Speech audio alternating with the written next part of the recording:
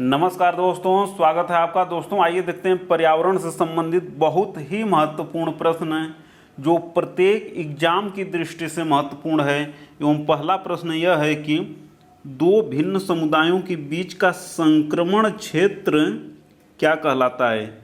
Ecotone, ecotype, ecosphere या इकेड।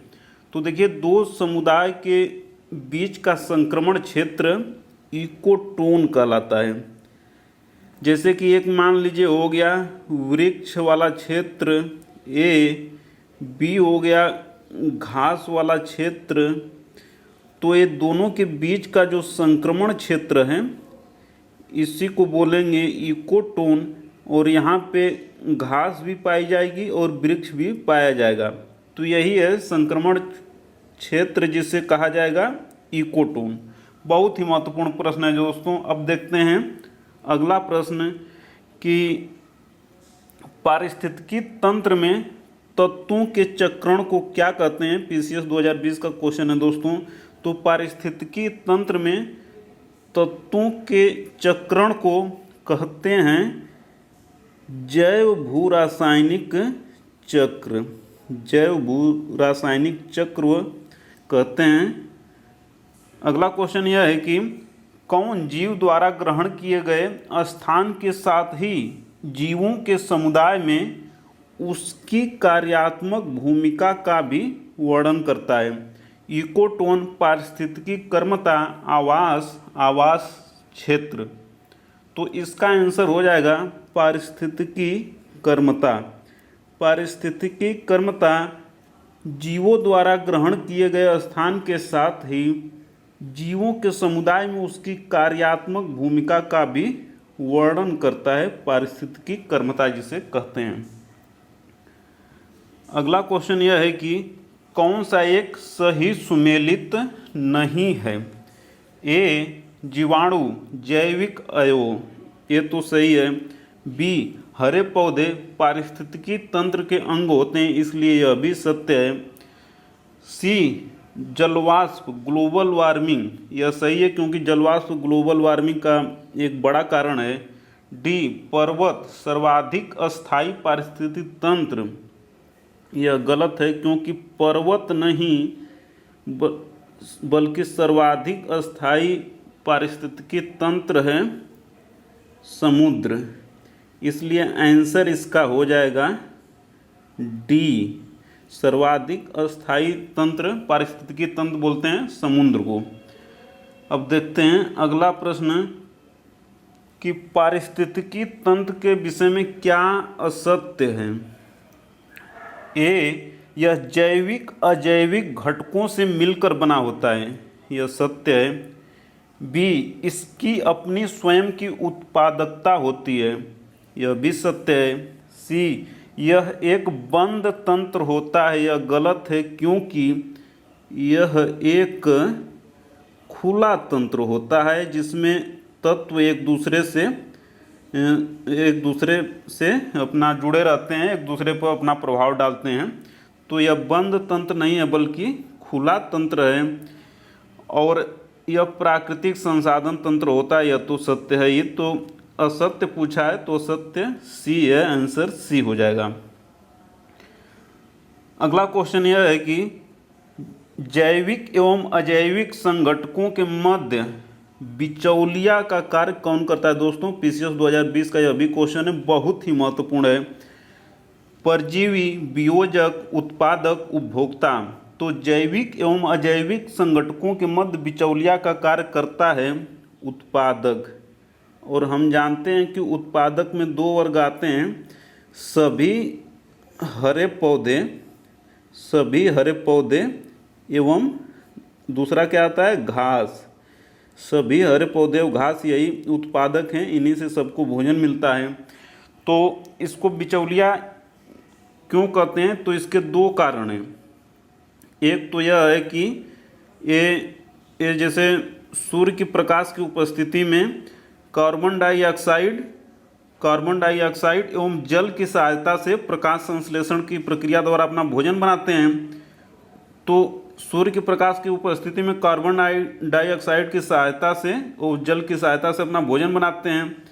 तो वायुमंडल से CO2 लेते हैं लेकिन देते हैं सबको ऑक्सीजन। तो पहली बात तो ये गई। दूसरा यह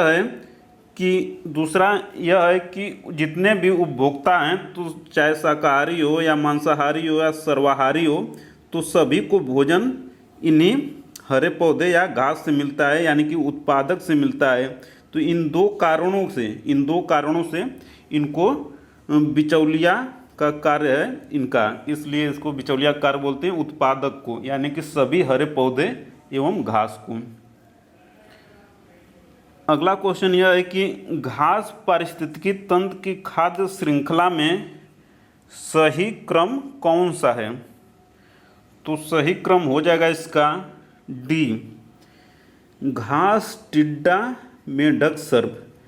देखिए, घास को खाया टिड्डा, टिड्डा को खाया मेढक, मेढक को खाया सर्प और सर्प को खा लिया आदमी। चाइना वगैरह देशों में सर्प को भी खाते हैं, तो इसलिए आदमी क्या हो गया?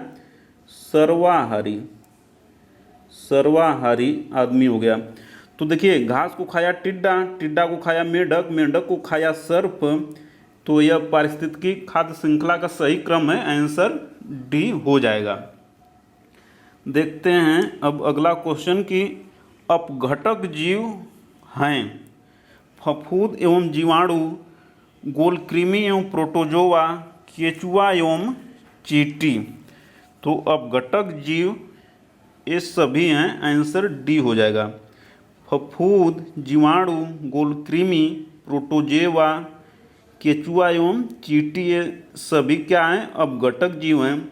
चींटी की दो मुख्य विशेषता है कि यह तो अपघटक जीव है ही, साथ ही यह प्राथमिक उपभोक्ता भी है। यह प्राथमिक उपभोक्ता भी है, यानी कि घास हो सब छोटे पौधों से अपना भोजन प्राप्त करता है चींटी, इसलिए चींटी को अपघटक भी मानते हैं और प्राथमिक उपभोक्ता भी मानते हैं। बाकी ये सब अन्य जो हैं तो वो अपघटक हैं। देखते हैं अगला क्वेश्चन कि समुद्री वातावरण में मुख्य प्राथमिक उत्पाद होते हैं। तो समुद्री वातावरण में मुख्य प्राथमिक उत्पाद होते हैं फाइटोप्लैंक्टन्स एकदम जलीय पौधे होते हैं, शैवाल वगैरह सब इसमें आते हैं।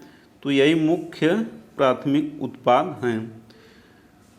अगला क्वेश्चन यह है कि एक पारिस्थितिकी तंत्र में ऊर्जा की मात्रा एक पोषण स्तर से अन्य स्तर में स्थानांतरण के पश्चात घटती है, बढ़ती है, स्थिर रहती है, कभी घटती है कभी बढ़ती है। तो देखिए, एक पारिस्थितिक तंत्र में ऊर्जा की मात्रा एक पोषण स्तर से अन्य पोषण स्तर में स्थानांतरण के पश्चात घटती है, क्योंकि एक स्तर से दूसरे स्तर में केवल 10% ही स्थानांतरण होता है।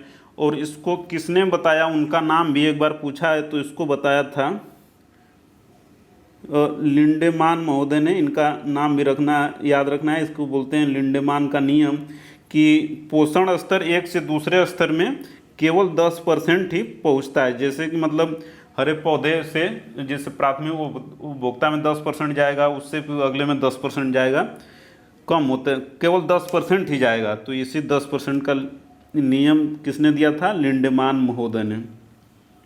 देखते हैं अगला क्वेश्चन कि किस पारिस्थितिकी तंत्र में जीव भार का पिरामिड उलट जाता है या उल्टा होता है? तो तालाब में। जीव भार का पिरामिड किस में उल्टा हो जाता है? तालाब में। जैसे कि ये हो जाएगा इस प्रकार से, और सबसे ऊपर क्या होंगे? वो जीव होंगे जिनका जीव भार ज़्यादा होगा, फिर उससे कम जीव भार वाले होंगे, फिर उससे कम जीव भार वाले होंगे, और सबसे अंत में सबसे कम जीव भार वाले में होंगे। तो तालाब में जीव भार का पिरामिड उल्टा हो जाता है, क्वेश्चन कई बार पूछा है दोस्तों। और वैसे बाकी जीव भार का पिरामिड इस तरह का अन्य चीज सभी में सीधा रहता है, जिसमें सबसे नीचे सर्वाधिक जीव भार वाले जीव रहते हैं, फिर उससे कम जीव भार वाले रहते हैं, फिर सबसे कम जीव भार वाले रहते हैं। देखते हैं अगला क्वेश्चन कि पारिस्थितिकी संक्रमण की अवधारणा का प्रयोग सर्वप्रथम किसने किया था दोस्तों। अभी पीसीएस 2020 का भी यह प्रश्न है। तो एक किए थे पारिस्थितिकी संक्रमण की अवधारणा का प्रयोग सर्वप्रथम बेनेट महोदय ने किया था, बेनेट जी ने किया था।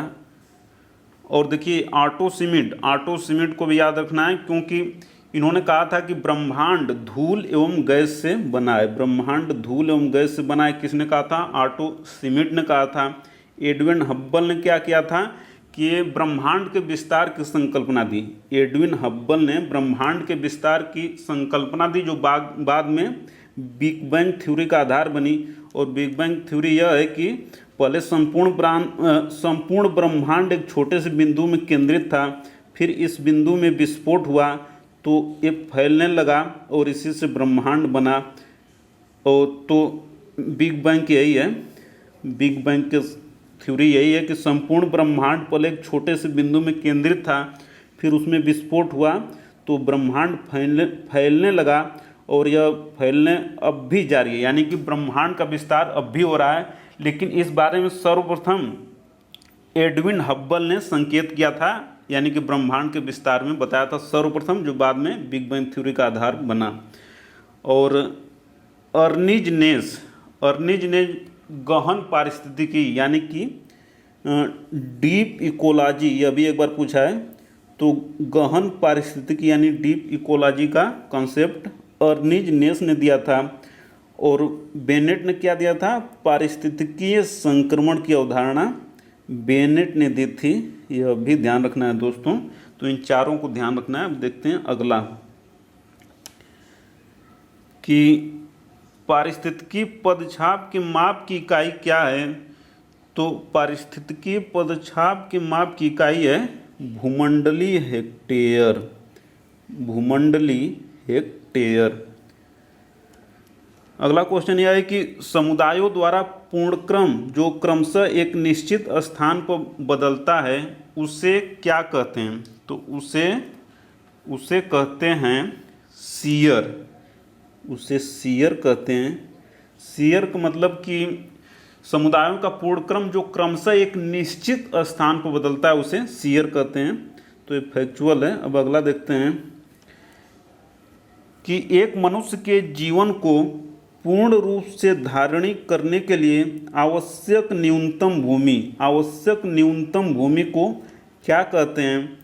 तो इसको कहते हैं पारिस्थितिकी पदछाप, मतलब इकोलॉजिकल फुटप्रिंट। इकोलॉजिकल फुटप्रिंट का मतलब कि एक इंसान है, अगर एक इंसान है तो उसको मतलब रोटी भी चाहिए, कपड़ा चाहिए, मकान चाहिए, शिक्षा चाहिए, चिकित्सा चाहिए और वातावरण भी चाहिए, पर्यावरण चाहिए। तो जितना भी उसको ज़रूरत होती है इन सबों चीज़ों की न्यूनतम उसी को बोलते हैं पारिस्थितिकी पदछाप, मतलब इकोलॉजिकल फुटप्रिंट। और इसको भूमंडलीय हेक्टेयर के द्वारा मापते हैं, जो पिछले में देख चुके हैं।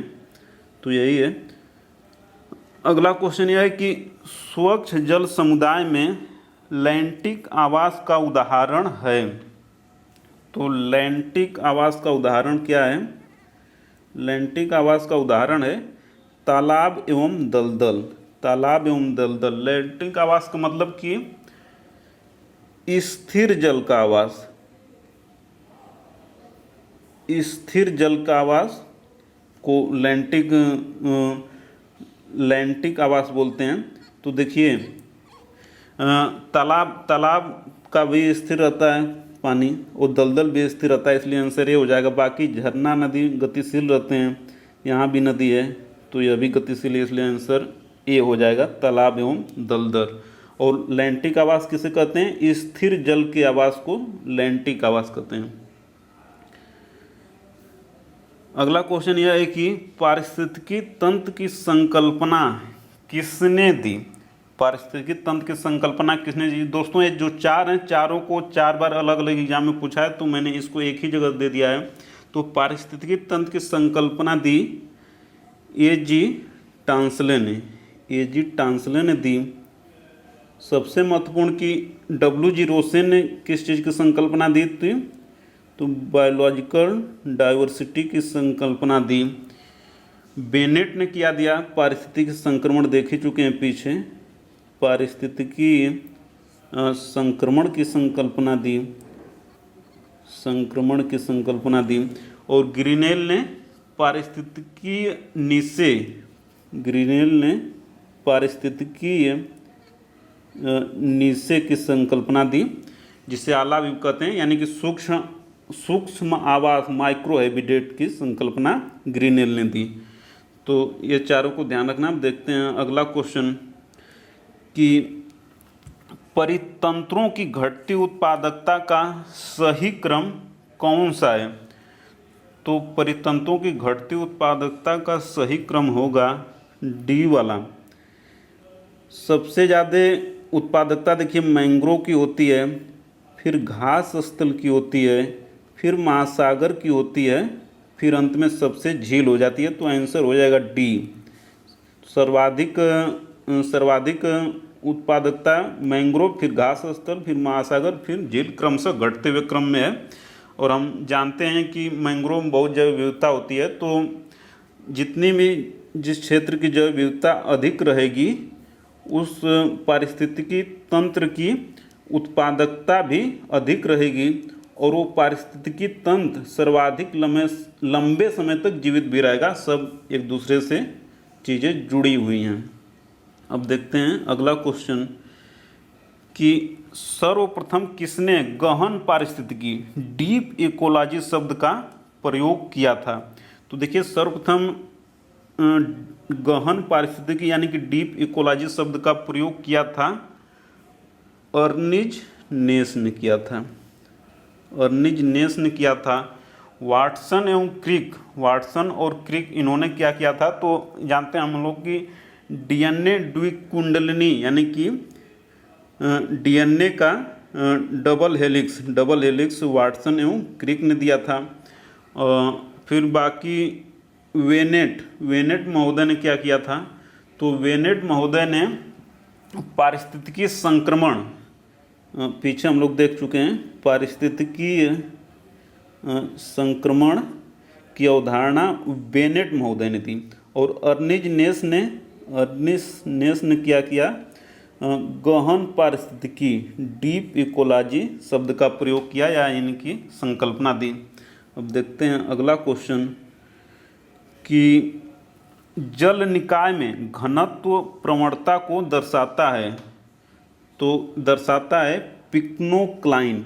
इसको भी याद रखना है, एक बार क्वेश्चन पूछ चुका है। पिक्नोक्लाइन जल निकाय में घनत्व प्रवणता को पिक्नोक्लाइन दर्शाता है। तो आज इतना है दोस्तों, मिलते हैं जल्दी अगले वीडियो में। तब तक वीडियो को अंत तक देखने के लिए, लाइक शेयर कमेंट और सब्सक्राइब करने के लिए आपका प्रेम पूर्वक बहुत बहुत धन्यवाद दोस्तों, बहुत बहुत धन्यवाद।